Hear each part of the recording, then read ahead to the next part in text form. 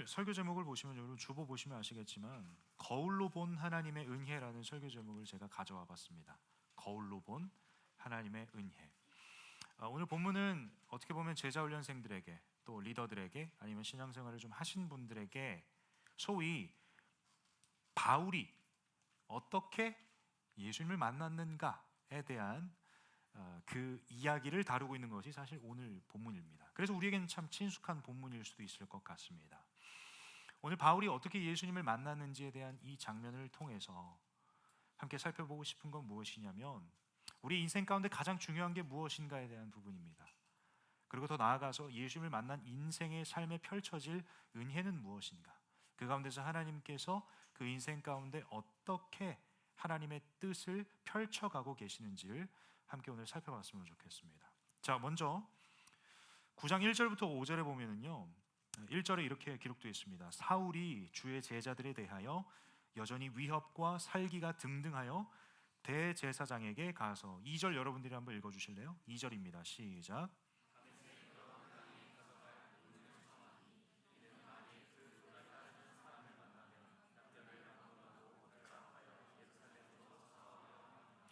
여러분, 저와 여러분이 오늘 다루고 있는 이 말씀에서 다루고자 하는 인물은 딱 한 명입니다. 여러분들이 읽으셨던 1절과 2절에서는 그 인물의 이름이 뭐라고 나와 있습니까? 사울이라고 나와 있습니다. 사울은 바울이 예수님을 만나기 이전의 이름입니다. 근데 이 사울이 어떤 사람인가에 대해서 1절과 2절에 설명을 하고 있는데, 보니까 주의 제자들에 대하여, 여기서 주는 예수님을 의미하거든요. 그러니까 예수님의 제자들, 예수 그리스도를 믿고 따르고자 하는 그 존재들을 향하여 어떠한 반응을 한다고 합니까? 여전히 위협과 살기가 등등하다고 했습니다. 사실 이 표현으로는 다 설명이 안 됩니다. 그들에게 정말 물리적인 압력을 가합니다. 정말 폭력과 폭행을 일삼았습니다. 이유가 무엇이었을까요? 예수 그리스도를 따르는 것, 이거 한 가지 이유 때문이었습니다. 2절에 보니까 다메섹 여러 회당에 가져갈 공문을 청하니 이는 만일 그 도를 따르는 사람을 만나면, 자 보세요, 다메섹 회당에 가져갈 그 공문의 내용이 뭐냐면, 여러분 공문이 뭔지 아세요? 공식 문서잖아요. 그러니까 말하자면 오피셜하게 이 공문을 딱 여기다가 붙여놓든지 발표를 하게 되면 그 사람들이 결국 그 공문을 따라야 돼요. 근데 그 공문의 내용을 보니까 사울이 뭐라고 기록하고 있어요? 자, 만일 그 도를 따르는 사람을 만나면, 그 도를 따르는 사람은 여러분 아까 살펴봤던 1절에 무슨 얘기를 하고 있는 것과 동일한 의미예요. 보니까 주의 제자들, 결국 예수 그리스도를 믿고 따르는 존재들을 가리켜서 2절에서는 그 도를 따르는 사람이라고 표현을 했습니다. 근데 그들을 만나면 어떻게 하라고 공문의 내용에 기록을 했다고요? 남녀를 막론하고 결박하여 예루살렘으로 잡아오려 함이라. 정말 극악무도하게 단순히 딱 한 가지의 이유로, 예수 그리스도를 믿고 따른다는 그 이유 하나만으로 남녀를 막론하고 그들을 잡아서 옥에 가두기도 하고 물리적인 압력과 폭행과 폭력을 일삼았던 존재가 누구라고요? 사울입니다. 근데 그 사울에게 누군가가 찾아옵니다. 3절을 한번 여러분들이 읽어주세요. 3절입니다. 시작.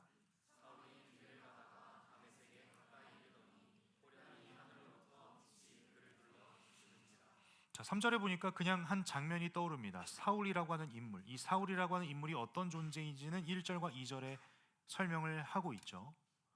예수 그리스도를 믿고 따른다는 그 이유 하나만으로 사람들을 박해하고 핍박했던 존재가 사울인데, 이제 장면이 좀 전환이 됩니다. 사울에 대한 소개가 1절에서 2절 내용으로 이제 마무리가 되고 3절에 한 장면이 짠하고 우리에게 나타났죠. 그게 무엇이냐면, 사울이라고 하는 인물이 다메섹이라고 하는 지역을 향하여 걸어가고 그 도시로 들어가려고 하는 그 찰나에 어떠한 현상이 눈앞에 펼쳐졌냐 봤을 때 3절에 보니까 호련히 하늘로부터 빛이 그를 둘러 비추는지라 라고 되어 있습니다.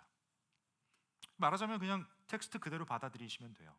사울이라고 하는 인물이 다메섹이라고 하는 그 지역에 들어가려고 하는 그 길 위에서 갑자기 하늘에 짠 하고 빛이 임하네? 그 장면이 3절인 거죠. 근데 단순히 빛만 딱 임했던 장면은 아니었던 것 같아요. 이어지는 4절 제가 읽어드릴게요. 땅에 엎드러져 들음에 소리가 있어 이르시되, 어떤 소리가 있다라는 거예요. 그 소리가 어떤 소리인가 들었을 때 이러한 소리라고 합니다. 사울아 사울아 내가 어찌하여 나를 박해하느냐 하시거늘. 빛이 임했고요, 동시에 어떤 소리가 들려서 땅에 엎드려서 귀를 기울여 보니까 그 소리가 어떤 소리라고 지금 이 성경은 이야기하고 있어요. 사울아 사울아, 이 사울이라고 하는 인물, 그 소리가 들려서 귀를 갖다 대고 그 소리를 듣고 있는 존재를 향하여 외치죠. 사울아 사울아. 그리고 그 내용이 뭐예요?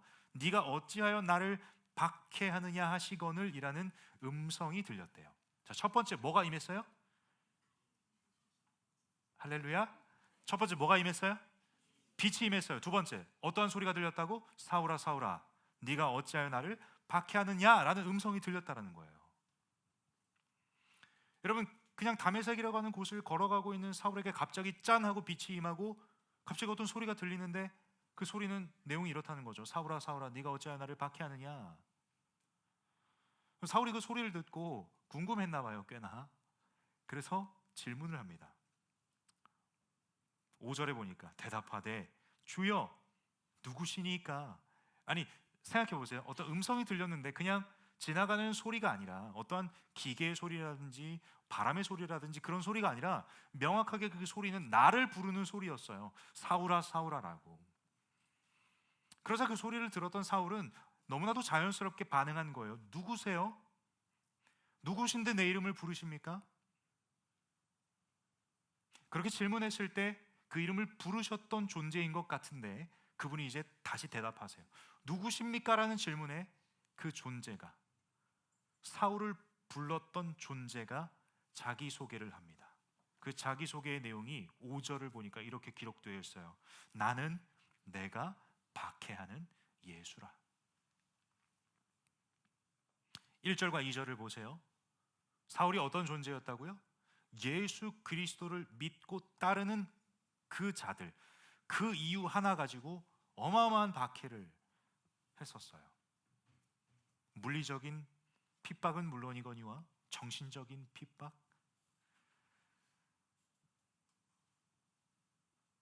그런 존재가 길을 가다가 갑자기 그의 앞에 빛이 임했고, 빛만 임한 것이 아니라 빛이 임한 그 자리에 어떤 소리가 들리는데 귀를 갖다 대서 들어봤더니 사울아 사울아 네가 어찌하여 나를 박해하느냐. 그 소리를 듣고 반응합니다. 누구십니까? 당신은 누구십니까? 그러자 그 사울을 불렀던 존재가 이렇게 대답하는 거예요. 나는 내가 박해하는 예수라.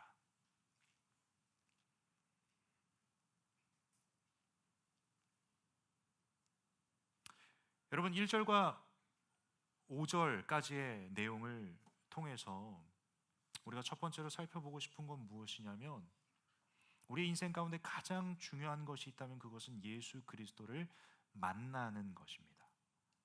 그럼 우리가 질문할 수밖에 없습니다. 아니 목사님, 예수 그리스도라고 하는 존재는 참 인간으로 동시에 참 하나님으로서 이 땅 가운데 오셨고, 그분은 십자가에 달려 죽으시고 부활하셔서 이제 하나님 우편에 가셨고, 다시 오실 그날을 우리는 기다리고 있는 상황 속에서 이미 과거에 일어났던 그 예수님께서 이 땅 가운데 오신 사건이 이미 마무리가 되고, 그분은 이제 하나님 보좌 우편에 가셨고 그분이 다시 오셔야만 만날 수 있는 거 아닙니까? 라고 질문할 수 있을 것 같아요. 왜냐하면 제가 여러분들에게 전했던 첫 번째 포인트가 뭐예요? 우리 인생 가운데 가장 중요한 건 예수 그리스도를 만나는 거라고 여러분들에게 전했습니다. 그러면 여러분들 머릿속에 의문을 가지셔야 될 건 뭐냐면, 그럼 어떻게 만나야 되는데요? 가 여러분 머릿속에 가져가야 될 의문입니다. 여러분, 오늘 이 사울이 예수님을 만났던 장면을 보시면, 첫 번째, 사울이 예수님을 찾아갔어요? 사울이 예수님을 만나러 찾아간 것이 아니라 예수님이 만나러 오셨습니다.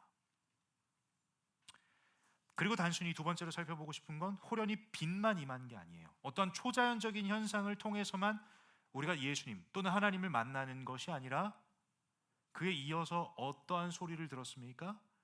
사울아 사울아 라고 부르시는 예수님의 음성을 들었죠.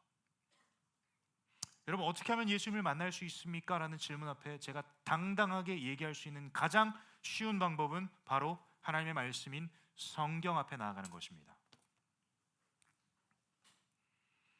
여러분, 하나님께서 능력이 없으셔서 이 사울을 만나신 것처럼 빛이 갑자기 임하고 초자연적인 현상으로 여러분들을 만나주시지 못하는 건 아닙니다. 필요하시다면 하나님께서 그렇게 하실 것입니다. 근데 우리에게 가장 쉬운 방법을 우리 곁에 주셨는데,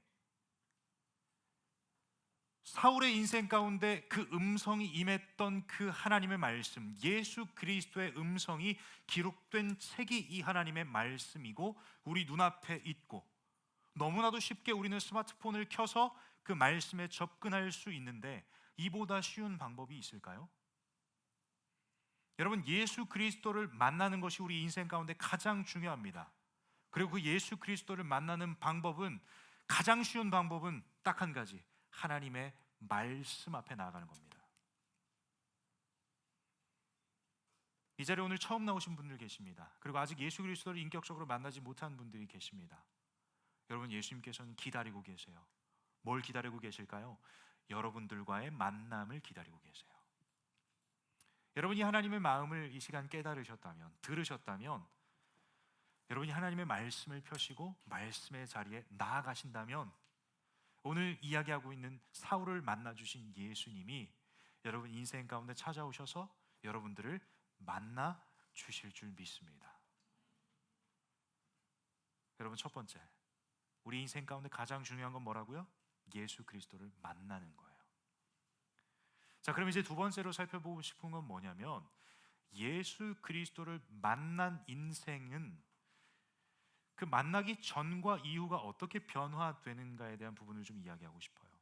단순히 일회성의 만남이 아니에요. 예수 그리스도를 만났다, 예수 그리스도를 인격적으로 만났다라는 것은 단순히 일회성의 미팅이 아니라 그분과의 만남이 우리의 삶을 송두리째 변화시킵니다. 그 이야기를 오늘 살펴본 본문 뒷덩어리를 살펴보면 우리는 알 수 있습니다. 자, 28절에서 30절의 내용인데요. 자, 그 이전에 이 과정들을 밟아가야겠죠, 그렇죠? 1절에서 5절의 내용은 사울이 어떤 사람이고 이 사울이 예수님을 만났어요. 여기까지 끝이에요. 그리고 나서 15절과 16절 보겠습니다. 9장 15절 16절 한번 자막 띄워주실래요? 자, 15절 16절을 우리 15절은 형제님들, 16절은 자매님들이 한번 읽어주세요. 준비되셨어요? 형제들 준비됐어요? 네, 15절 시작.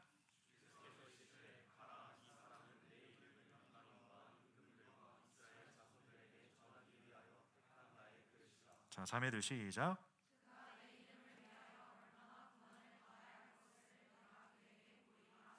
아멘. 자, 15절과 16절을 보니까 이제 그의 앞선 사건은 뭡니까? 사울이라고 하는 인물이 이제 예수님을 만났습니다. 그리고 나서 그의 삶 가운데 어떤 변화가 일어났는데, 하나님께서 사울에게 삶의 목적 두 가지를 부여하십니다. 자, 15절에 보니까 예수님께서 이렇게 말씀하세요. 가라, 이 사람은 내 이름이 누구의 이름입니까? 예수 그리스도. 내 이름을 이방인과 임금들과 이스라엘 자손들에게 전하기 위하여 택한 나의 그릇이라. 첫 번째로 부여하신 정체성은 무엇이냐면, 예수 그리스도의 이름을 전하는 일에 쓰임 받을 거야. 근데 단순히 한 지역에만 국한된 것이 아니라 뭐라고 되어 있습니까? 이방인과 임금들과 이스라엘 자손들, 온 세계 열방을 의미하는 거죠. 시간, 공간, 그 유한한 시간과 공간의 제약을 받는 유한한 존재이지만, 그 바울이라고 하는, 사울이 바울이 됐죠. 그 존재에게 부여하신 첫 번째 인생의 목표와 목적은 뭐라고요? 예수 그리스도의 이름을 온 열방에 전하는 일. 두 번째를 보니까 16절엔 이렇게 기록되어 있습니다. 그가 내 이름을 위하여, 내 이름은 여전히 예수 그리스도를 의미합니다. 내 이름을 위하여 얼마나 고난을 받아야 할 것을 내가 그에게 보이리라 하시니. 두 번째로 부여하신 삶의 목적은 무엇입니까? 예수 그리스도의 이름을 위하여 고난을 받는 것입니다. 예수 그리스도의 이름을 위하여 고난을 받는 것.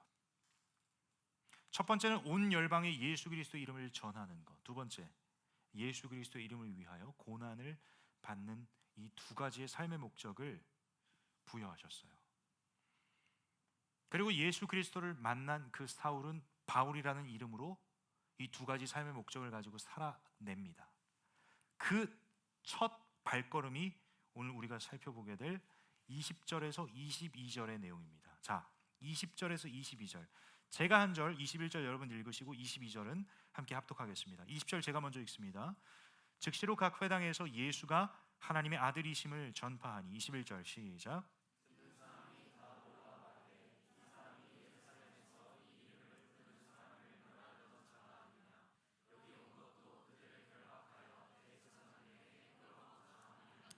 22절 함께 읽습니다. 사울은 힘을 더 얻어 예수를 그리스도라 증언하여 다메섹에 사는 유대인들을 당혹하게 하니라. 20절에 어떻게 시작해요? 즉시로라고 되어 있죠. 예수님께서 두 가지의 삶의 목적을 부여하시고 1절에 고민 없이 즉시로 뭐 했다는 거예요? 그 회당에 가서 예수 그리스도 이름을 전했다라는 거예요. 근데 그 반응을 보니까 참 흥미롭습니다. 아마 우리가 이 1절부터 쭉 읽어왔던 사람으로서 나 같아도 그렇게 반응할 거야 라는 생각을 할 수 있는 반응이 성경에 기록되어 있어요. 21절에 보니까 듣는 사람이 다 놀랍니다. 왜 놀래요? 왜 놀래는 거예요? 아니 보세요. 사울이라고 하는 인물은 어떤 존재였다고 1절과 2절에 나와 있어? 예수 그리스도를 믿고 따른다는 그 이유 하나만으로 그들을 박해했던 존재가 그 입술에 뭐가 전파되고 있는 거예요? 예수 그리스도의 이름이 전파되고 있는 거예요. 듣는 사람이 다 놀랄 수밖에 없죠. 저 사람이 왜 저래? 그러면서 어떻게 반응하고 있어요? 이 사람이 예루살렘에서 이 이름을 부르는 사람을 멸하던 자가 아니냐, 여기 온 것도 그들을 결박하여 대제사장들에게 끌어가고자 함이 아니냐 하더라. 저 사람이 바뀔 리가 없어. 저렇게 하고 있지만, 저 입술로 예수 그리스도라고 하는 존재를 전하고 있지만 저건 괴략이야. 저렇게 해서 잡아가려고 하는 거다 라고 반응을 하고 있는 거죠. 저는 생각했을 때 참 자연스러운 반응이지 않을까 생각을 해봅니다. 왜냐하면 여러분 스스로가 그러니까 무언가 변화되길 원해서 습관을 들이고 해봤을 때 잘 돼요, 안 돼요? 솔직하게 얘기해보세요. 돼요, 안 돼요? 작심삼일하는 말이 왜 나왔겠습니까? 그러니까 내 인생도 나조차도 바꿀 수 없는데 눈앞에 펼쳐진 건 송두리째 삶의 방향이 변화된 존재가 나타나서, 아니 예수 그리스도를 믿는 자들을 박해했던 존재가 그 입술에서 예수 그리스도를 전하고 있으니 기가 찬 거예요. 아니 어떻게 이런 일이 일어날 수 있을까? 그러면서 머릿속에서 이런 생각을 한다는 거예요. 아마도 저건 거짓일 거야. 저걸 통해서 우리를 잡아가려고 하는 걸 거야 라고 반응하고 있는 사람들의 이야기들이 담겨져 있죠. 근데 그거에 굴하지 않고 22절에 보니까 이 사울은 더 힘을 얻었다고 합니다. 그래서 예수를 그리스도라 증언하여 다메섹에 사는 유대인들을 당혹하게 했대요. 계속해서 전파했대요. 그 반응에 흔들리지 않았대요. 계속해서 이 사울은 바울이 되어서 복음을 전하는 여정을 걸어갑니다. 근데 참 아이러니한 장면을 이제 마주하게 되는데, 오늘 본문이 28절에서 30절을 좀 보겠습니다. 자, 28절에서 30절의 이 장면을 여러분들을 데리고 가고 싶은데요. 자, 28절 제가 읽습니다. 사울이 제자들과 함께 있어 예루살렘에 출입하여. 29절 제가 읽습니다. 또 주 예수의 이름으로 담대히 말하고 헬라파 유대인들과 함께 말하며 변론하니 그 사람들이 죽이려고 힘쓰거늘. 무슨 장면이냐면 사울이 계속해서 복음을 전합니다. 근데 아까 우리가 처음 이 사울이 직면했던 반응은 사람들이 안 믿어줘요. 근데 그건 그렇다 쳐도, 근데 이 28절과 29절의 내용을 보니까 사울이 지금 복음을 전하고 있는데 그 사람들의 반응이 어때요? 죽이려고 해요. 여러분 어떤 장면이 떠오르지 않습니까? 사울이 지금 예수 그리스도를 전하고 있습니다. 근데 그거에 대한 반응이 어떻다고요? 나를 쫓아와서 죽이려고 합니다. 여러분, 누가 그런 삶을 살았었습니까? 우리가 지금 살펴보고 있는 사울이 그런 삶을 살았죠. 여러분, 사울의 입장에서 이 반응을 마주했을 때, 아니 하나님께서 내게 부여하신 삶의 목적대로 열방을 향하여 복음을 전하는 여정을 걸어가고 동시에 예수 그리스도의 이름을 위하여 고난을 받는 인생이라고 하셨는데, 그 들은 내용을 토대로 본인이 직면한 이 반응을 한번 해석해 볼 수 있지 않을까요? 첫 번째로 해석할 수 있는 부분은 이것입니다.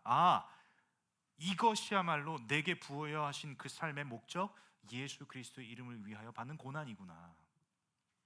본인의 삶의 방향과 목적이 더 분명해지는 현장일 겁니다. 근데 두 번째, 풀리지 않는 의문은 있을 겁니다. 왜 하나님께서 이 상황을 나에게 허락하셨을까? 왜 예수 그리스도의 이름을 위하여 고난을 받을 거야 라는 목적을 나의 삶 가운데 부여하셨을까 생각해 봤을 때, 누가 그랬기 때문이에요? 사울이 그랬기 때문이에요. 여러분, 사울 입장에선 인간적인 마음을 가지고, 아니 하나님, 내가 복음을 전했는데 왜 사람들이 나를 죽이려 하는지 모르겠습니다. 이 반응 가운데 나를 구해 주셔야 되는 거 아닙니까? 하나님, 나를 보호해 주셔야 되는 거 아닙니까? 라고 오히려 반문을 제기할 수도 있을 것 같아요. 인간적인 생각을 해본다면. 근데 왜 하나님께서 그 상황 가운데로 사울을 데리고 갔을까요? 사울 입장에서 어떤 생각을 할 수 있을까요? 본인을 죽이려고 하는 사람들을 바라보며 어떤 생각을 할까요? 억울하고 답답하다? 여러분, 그의 생각 가운데는 이러한 마음이 있었을 겁니다. 저 사람들이 나였는데, 나를 죽이려고 하는 저 사람들, 내가 예수 그리스도를 전했다는 이유 하나만으로 나를 죽이려고 달려드는 저 사람들의 모습이 나였고 나의 모습이었는데, 여러분, 아마 사울의 마음 가운데는 그들을 향한 원망과 불평이 아니라, 하나님, 내가 저런 사람이었습니다. 나에게 찾아오셔서 만나주시고 삶을 송두리째 바꿔주신 하나님, 저들에게도 예수 그리스도가 필요합니다.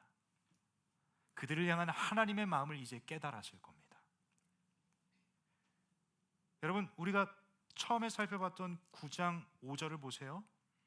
사울이 그 음성을 듣고 물어봅니다. 누구십니까? 근데 예수님이 그냥 나는 예수야, 나는 하나님의 아들 예수야 라고 설명하시지 않으셨어요. 본인을 그렇게 소개하시지 않으셨어요. 뭐라고 소개하셨어요? 나는 네가 박해하는 예수라.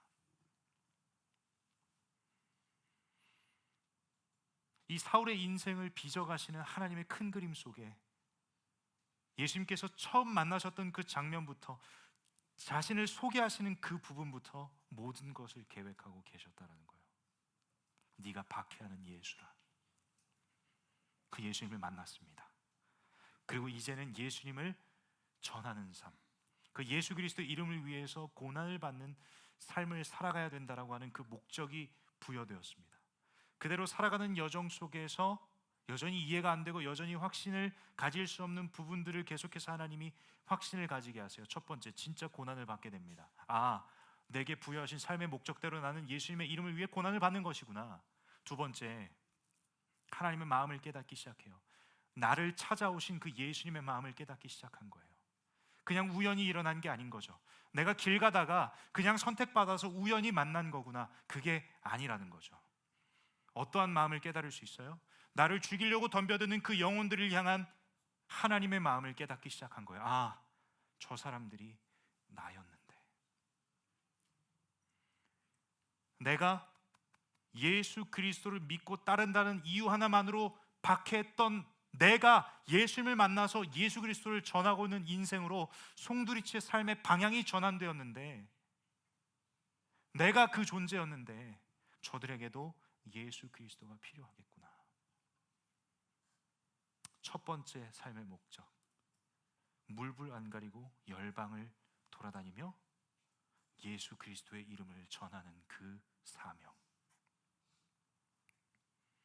여러분, 저는 이 본문을 묵상하면서 내 음절이 떠올랐습니다. 그것은 무엇이냐면 거울 치료입니다. 거울 치료라 함은 어떻게 보면 본인이 가지고 있는 안 좋은 습관이라든지 나쁜 습관을 상대방이 행하는 모습을 보면서 내가 저렇게 하고 있는데 이게 참 나쁜 거였구나, 하면 안 되는 거였구나라고 깨닫는 것. 이것이 거울 치료라고 하는 이 단어의 많은 정의와 의미 중에 하나라면, 오늘 이 바울은 하나님께서 그 장면을 통해서 바울을 단순히 괴롭게 하고 고난 가운데만 빠뜨리려고 하시는 것이 아니라 첫 번째, 사명에 대한 확신을 주십니다. 그의 삶의 목적에 대한 확신을 주세요. 내가 맞게 걸어가고 있구나를 경험하게 하세요. 두 번째, 그 장면을 통해서 마음의 짐이 벗겨져요. 마음의 부담이 벗겨지고 그의 인생 가운데 생각해 보세요. 예수 그리스도를 만나고 나서 삶이 송두리째 변화되고 삶의 방향 전환이 일어났다 한들 과거는 지워지지 않습니다. 여러분, 하나님께서, 긍휼이 풍성하신 하나님께서 우리의 죄와 허물을 덮어주시는 것 맞지만, 우리가 그렇다고 해서 내가 과거에 지었던 죄에 대해서 계속해서 얽매여서 붙잡힐 이유는 없지만, 왜냐하면 하나님이 긍휼로 덮어주셨기 때문에. 아멘이세요?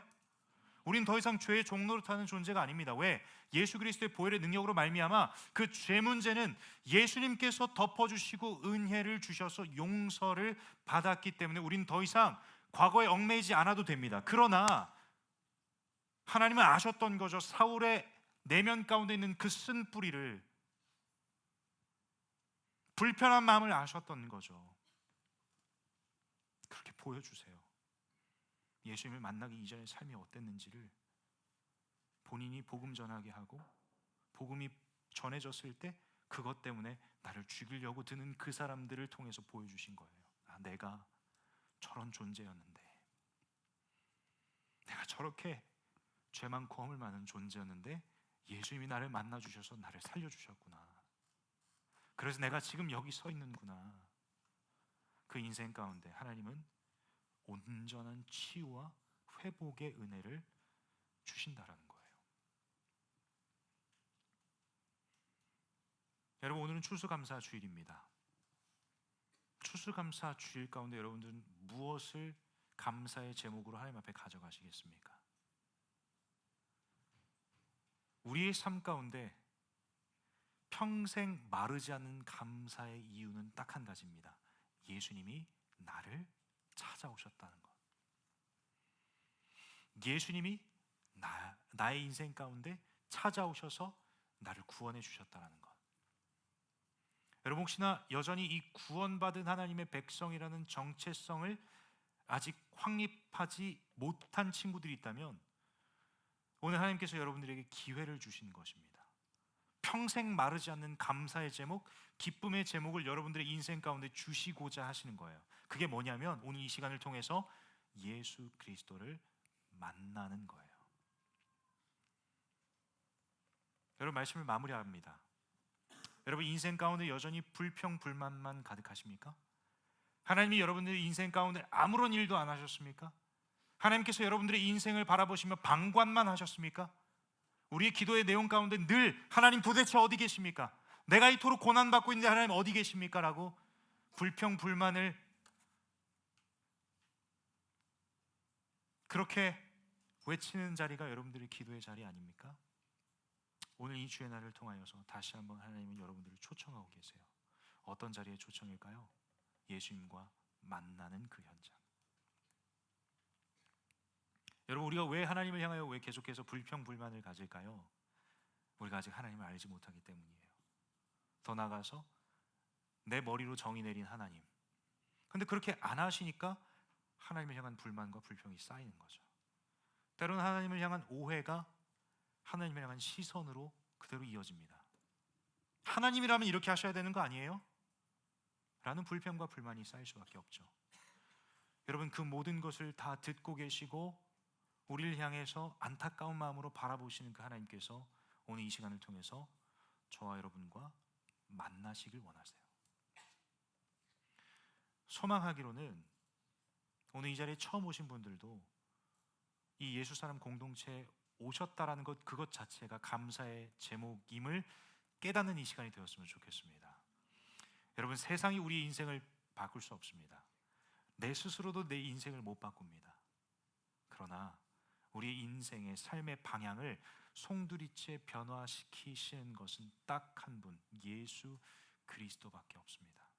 예수 그리스도를 만나는 그 은혜, 그 은혜로 우리는 무지의 어둠 가운데 계속해서 걸어가는 스텝마다 손을 닿는 모든 것마다 죄의 행보였다면, 내 삶의 걸음 자체가 모든 것이 걸으면 걸을수록, 살아가면 살아갈수록 죄가 끊이지 않는 죄의 연속선상이었다면, 이것은 내가 바꿀 수 없습니다. 선으로 예수님을 만남으로부터 이 인생이, 삶의 방향이 송두리째 바뀌어요. 혹여나 똑같은 장소에서 똑같이 살아간다 한들 이제는 삶의 방향이 바뀜으로 어떻게 되는 거예요? 하나님을 기쁘시게 하는 인생의 여정을 살아가게 된다는 거예요. 이게 어떻게 가능합니까? 사울을 만나주신 그 예수 그리스도를 만나야만 합니다. 소망합니다. 하나님께서 오늘 여러분 기도하시는 가운데 신앙생활을 이미 하고 계시는 분들에 한해서 거울로서 보여주시는 그 하나님께서 보게 하시는 것들을 보는 이 시간이 되길 소망합니다. 내가 지금 뭘 하고 있는지를 보게 되는 역사, 깨닫게 되는 역사, 그래서 다시 삶의 방향을 하나님께로 돌이키는 역사. 나는 아무런 생각 없이 영적으로 무뎌져서 선택하고 있었던 것들을 거울을 통해서 봄으로 깨닫게 되는 그 하나님의 은혜가 이 시간 가운데 펼쳐짐으로 다시 돌아가는 역사가 펼쳐졌으면 좋겠습니다. 우리의 삶 가운데 왜 기쁨이 없을까요? 감사가 없을까요? 그것은 하나님을 벗어난 삶을 살았기 때문이에요. 하나님 안에 거하면 무한 감사입니다. 우리가 하나님을 벗어나서 살겠다는 선택을 하는 순간 그 인생의 기쁨과 감사가 없습니다. 다시 돌아오세요. 하나님께서 거울을 통해서 여러분들의 모습을 적나라하게 보여주시는 은혜가 오늘 이 시간 가운데 펼쳐지길 소망합니다. 혹시나 아직 예수 그리스도를 인격적으로 만나지 못한 여러분, 여러분들에게 지금 예수님께서 찾아가시길 원하십니다. 다가가시길 원하세요. 우리에게 조건이 달려있는 게 아닙니다. 만약에 여러분 사울이라는 인물에게 조건을 찾아서 이 조건 때문에 예수님이 만나 주셨을 거야 라고 생각을 하게 되면 사울은요, 조건이 없어요. 예수님께서 가실 이유가 없어요. 여러분, 하나님은요 우리를 아무 조건 없이 사랑하세요. 하물며 우리가 죄를 선택해도 그것 자체를 사랑하세요. 왜? 그냥 우리 존재 자체를 사랑하시기 때문이에요. 우리가 죄를 범합니다. 그러면 너 죄 해결하고 오면 내가 너 사랑해주고 내가 너와 가까이 해줄게가 아니라 우리가 가까이 하고 싶으셔서 죄로 더럽혀진 나를 그대로 그냥 덮어버리세요. 하나님의 은혜와 사랑으로. 여러분, 이게 하나님의 사랑이에요. 그 하나님의 사랑이 오늘 우리 가운데 펼쳐지길 소망해요. 여러분, 인생 가운데 덮여지는 역사가 펼쳐지길 소망합니다. 여러분들에게 한 가지만 부탁하고 싶습니다. 여러분들의 입술로 예수 그리스도를 외치세요. 여러분 마음에 정말 간절함으로 내가 정말 예수 그리스도를 만나고 싶습니다. 더 이상 이 지긋지긋한 이 불확실과 어려움과 문제투성인 내 삶을 이제 그만 살고 싶습니다. 불안이 가득한, 염려가 가득한 이 삶을 내가 그만 살고 싶습니다 하시는 분들, 그걸 헤쳐나갈 힘과 에너지를 어디에 돌리는 거예요? 예수님을 만나고 싶습니다라는 간절함으로 돌리세요. 여러분, 하나님은 우리보다 더 간절하세요.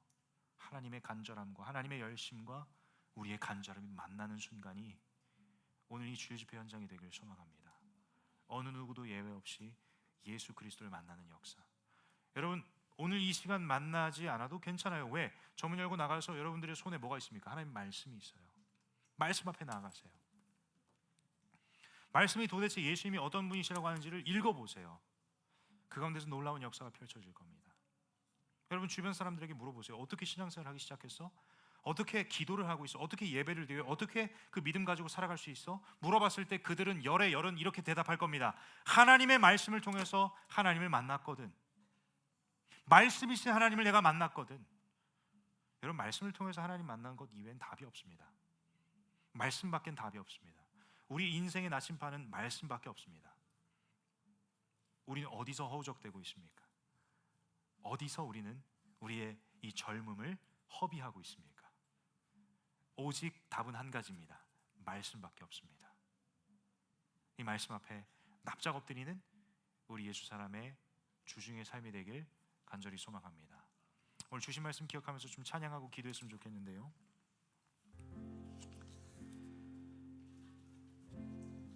여러분 사울에게 임하셨던 그 예수 그리스도는 빛이십니다. 빛으로 임하셨어요. 동시에 사울에게 말씀하십니다. 본인이 어떤 분이신지. 여러분 저는 이 찬양을 고백할 때마다 참 제 마음 가운데 드는 생각이 있다면 진리의 빛이신 예수 그리스도님, 예수 그리스도 그분께서 나에게 임하셨으면 좋겠다. 빛으로 임하셨으면 좋겠다. 내가 모르는 그 무지의 어둠 가운데 있는 영역 가운데 빛으로 좀 임해 주셨으면 좋겠다. 예수님께서 나에게 찾아와 주셨으면 좋겠다 라는 생각을 하면서 이 간절함으로 이 찬양을 고백합니다. 오늘 이 자리에 나온 여러분 정말 예수님을 만나시는 은혜가 여러분 삶 가운데 임하길 축복합니다. 여러분 예수님밖엔 답이 없습니다. 우리 인생 가운데 예수님밖엔 답이 없습니다. 그분만이 유일한 길입니다. 예수님은 우리에게 이렇게 말씀하십니다. 내가 길이요 진리요 생명이니 나를 말미암지 않고는 아버지께로 갈 자가 없다라고 말씀하세요. 예수 그리스도만 유일한 길입니다. 예수 그리스도만 유일한 진리입니다. 예수 그리스도만 유일한 생명입니다. 이 사실을 기억하시면서 그 빛 대신 주님을 여러분들의 삶에 한번 초청해 보세요. 사울에게 찾아가셨던 예수님, 나에게도 찾아와 주세요. 나에게도 빛으로 찾아와 주시고 나에게도 말씀으로 그 주의 음성으로 찾아와 주셔서 내 인생이 송두리째 변화되는 역사가, 삶의 방향 전환이 일어나는 은혜가 내 삶 가운데도 임하길 간절히 소망합니다라는 마음으로 간절하게 찬양했으면 좋겠어요. 여러분 저는 이 빛 대신 주를 찬양할 때마다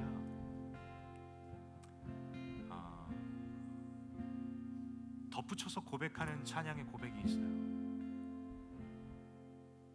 송축해 내 영혼 내 영혼아 거룩하신 이름을 찬양합니다. 여러분 예수님을 만나게 되면 우리가 하는 반응은 다른 데 있지 않습니다. 기쁨으로 가득 차서 그분을 예배하는 겁니다. 여러분 우리가 이 자리에 모여서 예배하는 것은 그냥 예배하는 행위, 여러분들이 지금 예배하고 있다에 초점을 둬서는 안 됩니다. 내가 어떻게 지금 이 자리에서 예배할 수 있게 되었지? 내가 어떻게 그 하나님이라는 분을 예배하는 자리에 나와서 그 하나님을 예배할 수 있게 되었지 생각해 보면 그 출발점은 하나님의 은혜입니다.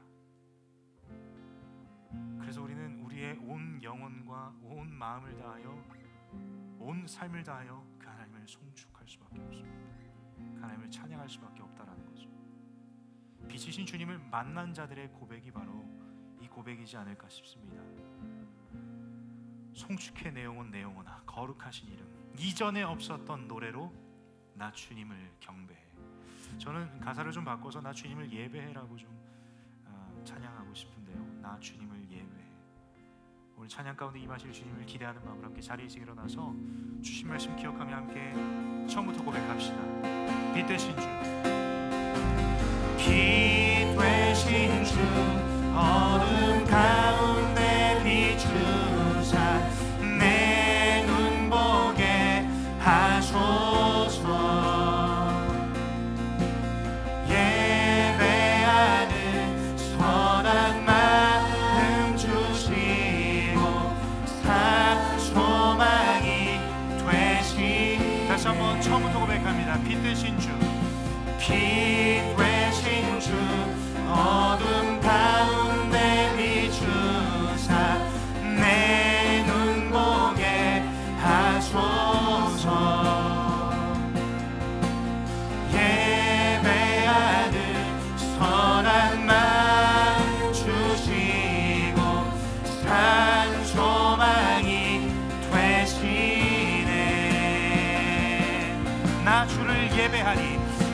주를 예배하리 엎드려 절하며 고백해 주 나의 하나님 오 사랑의 주님 존귀한 예수님 아름답고 놀라 우리 한번 더 고백합니다. 나 주를 예배하리 나 주를 예배하리 엎드려 절하며 고백해 주 나의 하나님 오 사랑의 주님 존귀한 예수님 아름답고 다시 한번 오늘 주신 말씀 기억하면서 처음부터 고백합니다. 빛 되신 주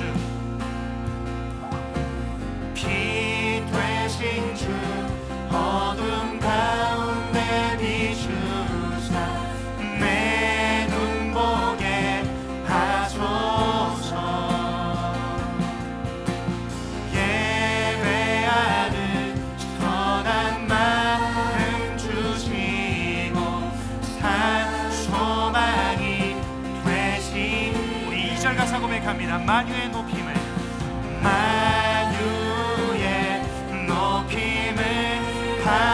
받으소서 영광 중에 계신 주 겸손하게 이 땅에 임하신 주 높여 찬양하리라 나 주를 예배하리 나 주를 예배하리 엎드려 절하며 고백해 주 나의 하나님 오 사랑의 주님 존귀한 예수님 아름답고 놀라 우리 전심을 다해 한 번 더 고백합니다. 나 주를 예배하리 나 주를 예배하리 엎드려 절하며 고백해 주 하나님이 모든 것이 감사의 제목인 줄 믿습니다. 하나님이 모든 것이 예배의 제목인 줄 믿습니다. 주님 우리 예배를 받아 주시옵소서.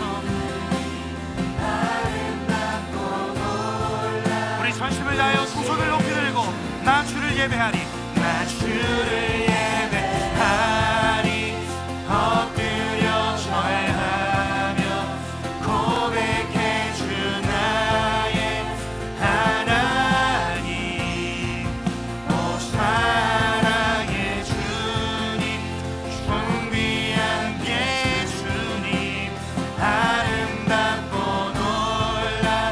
놀라우신 주 다 알 수 없네 다 알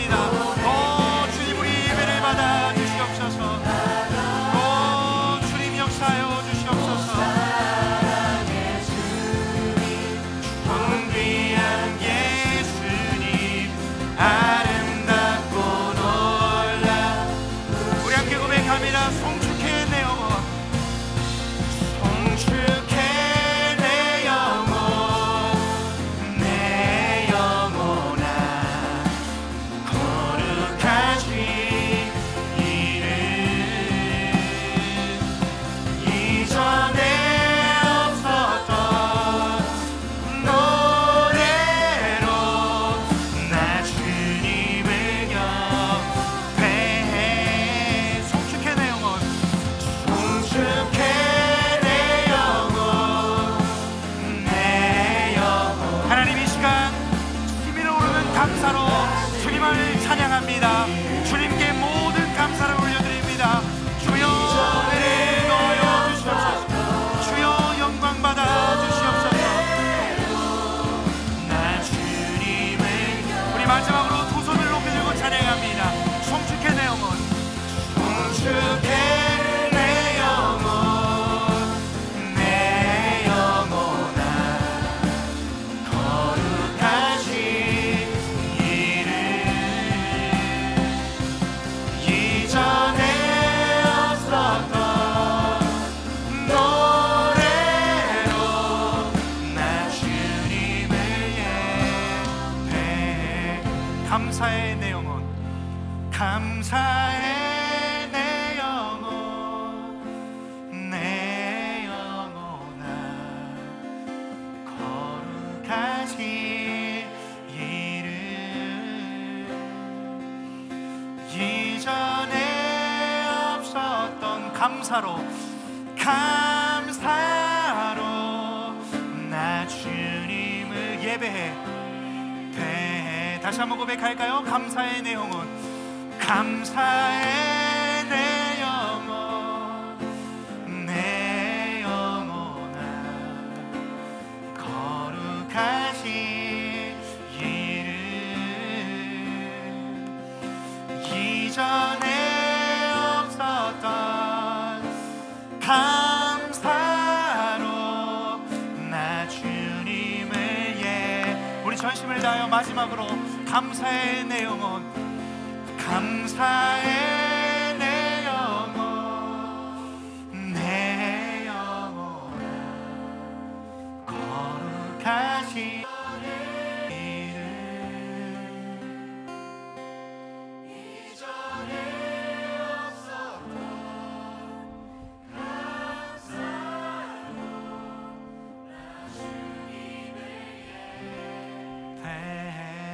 나 주님을 예배해. 나 주님을 예배해. 나 주님을 예배해. 나 주님을 예배해. 나 주님을 예배해. 나 주님을 예배해. 나 주님을 예배해.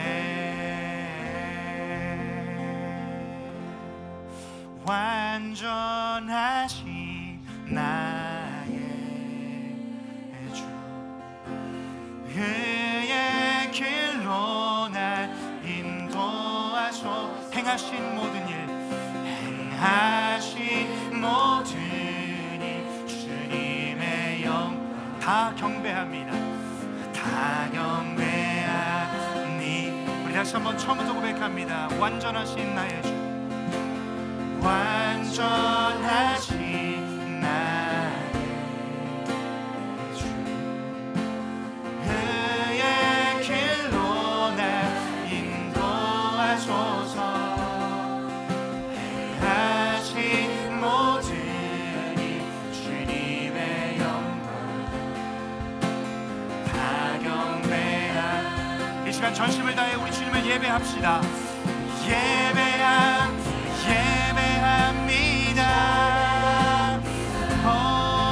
주님, 주님만 날 다스리소서. 예배합니다.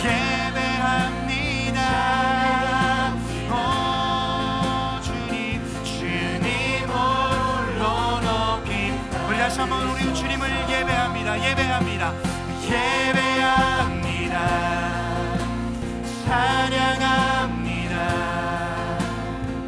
주님만 날 다스리소서.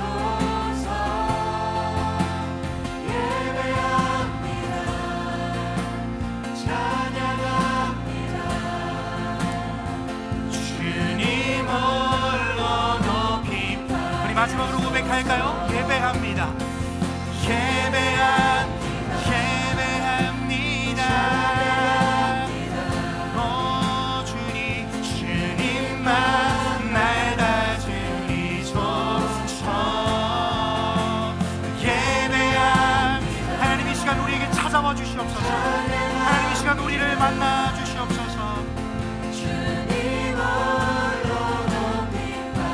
우리 함께 고백합니다. 감사의 내 영혼, 감사의 내 영혼, 내 영혼아 거룩하신 이름. 이전에 없었던 감사로 나 주님을 예배해. 나 주님을 예배해.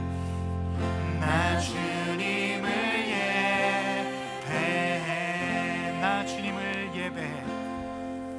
나 주님을 예배해. 여러분 이 시간 저와 함께 찬양하면서 이 모든 찬양의 고백이 여러분들이 그토록 하나님의 이름을 부르며 하나님 앞에 나아가서 고백하고 싶었던 고백인 줄로 믿습니다. 우리의 모든 찬양의 고백을 하나님께서 기쁘게 받으셨으리라 믿습니다.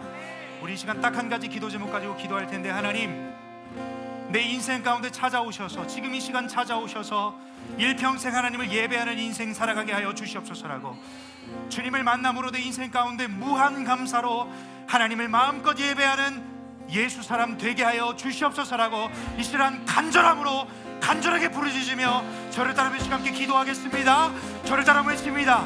주여 은혜를 주옵소서. 주여 은혜를 주옵소서. 주여 은혜를 주옵소서. 주여 은혜를 주옵소서. 우리 아름다운 주님의 이름을 한번 부르짖고 함께 기도합니다.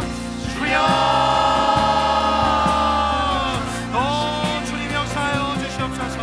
주여 이 시간 임하여 주시옵소서. 여러분 마음껏 예수 그리스도의 이름을 부르짖으세요. 그 주님을 찾으세요. 간절하게 그 주님의 이름을 부르짖으세요. 하나님께서 이 시간 여러분들을 만나주실 줄로 믿습니다. 주여 이 시간 임하여 주시옵소서.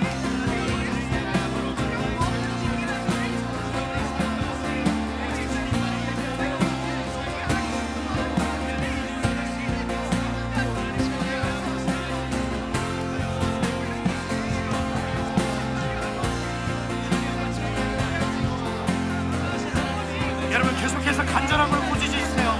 여러분들의 인생 가운데 길이요 진리요 생명 되시는 분은 오직 예수 그리스도 한 분뿐이십니다. 그분의 이름을 부르짖으세요. 그분을 찾으세요.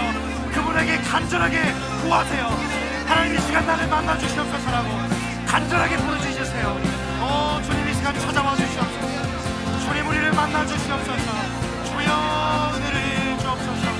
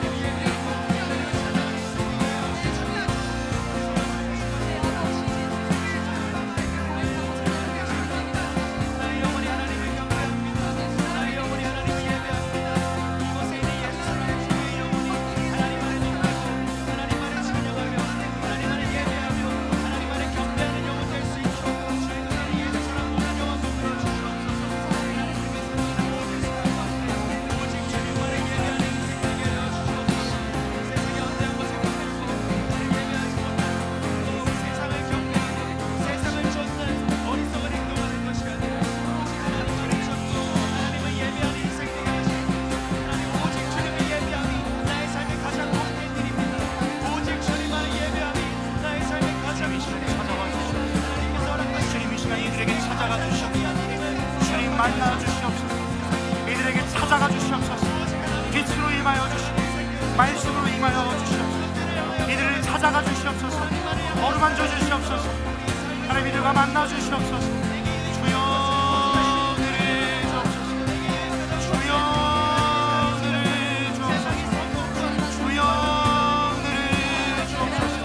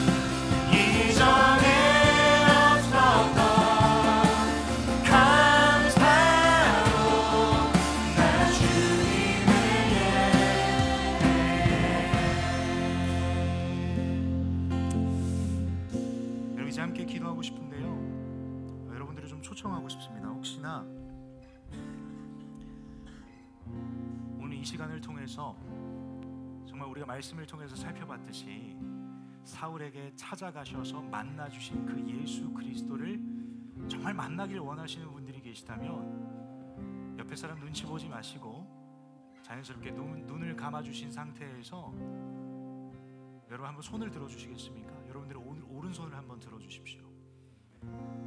내가 정말 오늘 말씀을 통해서 함께 살펴봤던 이 예수 그리스도, 더 이상 죄의 종로로 타는 인생이 아니라 그분을 만남으로부터 인생에 펼쳐진 고난도 은혜의 힘을 고백하는 삶을 살아가길 원하시는 분들은 괜찮습니다. 용기 내셔서 여러분들의 오른손을 들어주세요. 옆 사람 아무도 보고 있지 않습니다. 그러나 예수님께서 여러분 보고 계십니다. 여러분을 찾아가길 원하십니다. 하나님께서 이 시간 여러분들을 부르셨습니다. 지금도 부르고 계십니다. 그 부르심 앞에 믿음으로 반응하셨으면 좋겠습니다. 내가 정말 그 예수님을 만나길 원하신다라는 분, 계속해서 신앙생활을 하고 있는 여정 속에서도 예수님을 정말 인격적으로 만나고 싶습니다라고 고백하며 생각하실 분들도 이 시간 오른손을 들어주시면 좋을 것 같습니다. 감사합니다. 감사합니다. 감사합니다. 여러분 계속해서 조금 더 시간 드릴게요. 용기 내서 한번 오른손을 들어주세요. 하나님께서 이 시간 놀라운 역사를 펼치실 줄 믿습니다. 여러분들의 그 용기 낸 행동을 하나님 사용하실 줄 믿습니다. 여러분 머리로 하나님 아는 거 아닙니다. 인격적으로 만나야 합니다. 예수님께서 찾아오셔서 만나주셔야 합니다. 여러분 오늘 오른손을 드셔서 여러분들의 마음을 한번 표현해 주세요. 내가 정말 예수님 만나고 싶습니다. 감사합니다. 손을 드신 분들은 그 손을 여러분 마음에 한번 가져가 보시겠어요?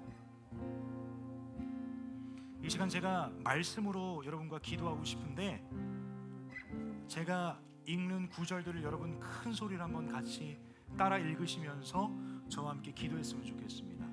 함께 기도하겠습니다. 저를 따라 한번 기도해 주세요. 내가 그리스도와 함께 십자가에 못 박혔나니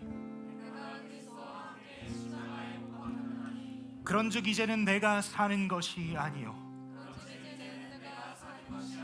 오직 내 안에 그리스도께서 사시는 것이라. 이제 내가 육체 가운데 사는 것은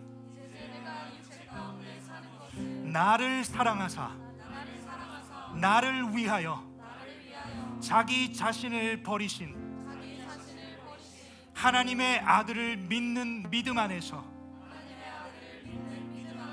그 믿음 안에서 사는 것이라.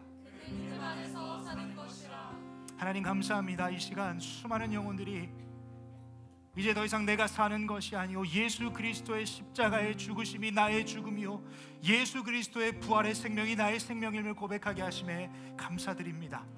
사울에게 찾아가셔서 만나주셨던 예수 그리스도가 이제는 내 안에 사시는 줄 믿습니다. 그 예수님과 함께 남은 일평생 하나님의 나라와 영광을 위해 살아가는 우리 모두 되게 하셔서 지금까지의 여정이 감사를 잃었던 여정이었다면 오늘 이 시간부로 우리의 삶의 모든 여정이 무한 감사를 올려드리는 그러한 예수 사람의 삶이 될 수 있도록 주여 은혜 더하여 주시옵소서. 말씀의 자리에서 만나 주시옵소서. 예수님 이들과 만나 주시고 하나님 정말 이들의 인생을 책임져 주시고 이들의 삶의 방향이 바뀌는 역사가 펼쳐짐으로 말미암아 더 이상 인생을 허비하는 것이 아니라 오직 예수 그리스도와 하나님의 나라와 영광을 위해 남은 인생 살아가는 예수 사람 될 수 있도록 주여 은혜 더하여 주시옵소서. 그렇게 이끄시고 역사하실 주님의 은혜를 기대하며 우리의 영혼이 주님을 감사하길 선택합니다. 상황과 환경이 녹록지 않아도 주님을 감사할 것을 선택하겠습니다. 주님을 예배할 것을 선택하겠습니다. 그런 인생 가운데 하나님 베풀 만한 자비와 은혜를 베풀어 주시옵소서. 그렇게 우리의 삶을 빚어가시고 이끄실 우리의 삶의 주인이시고 우리의 유일한 구원자 되시며 길이요 진리요 생명 되신 우리 주 예수 그리스도의 이름으로 간절히 기도드렸습니다. 아멘. 우리 주 앞에 영광의 박수 올려드립니다.